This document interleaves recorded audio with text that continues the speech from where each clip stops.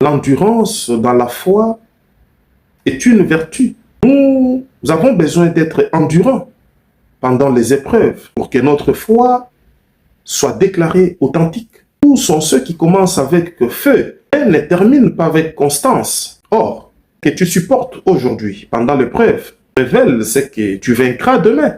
David a supporté comme un bon berger les attaques des lions, ours et consorts. Il les a affrontés aussi. Il a fait face à ces défis majeurs. Et cela a révélé un Goliath qui allait tomber un jour.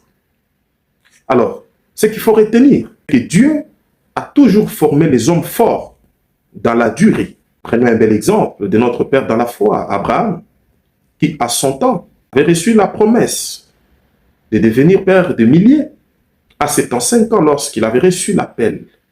Il a vu la promesse s'accomplir.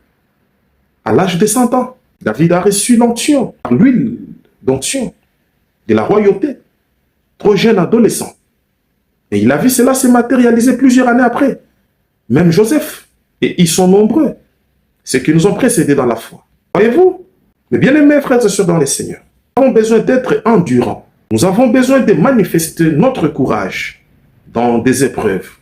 Nous traversons et nous vivons une génération où les gens veulent réussir vite, grandir vite, être connus vite. Voilà des choses qui poussent les gens à l'apostasie et qui introduisent quelques-uns d'entre nous dans l'égarement. Or, la patience doit produire son œuvre et nous amener à la perfection.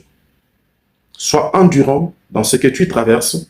Ce n'est pas la fin. La fin est révélée dans les dires du Seigneur. Et ton endurance fera en sorte que tu sois justifié par ta foi, qui sera déclarée authentique.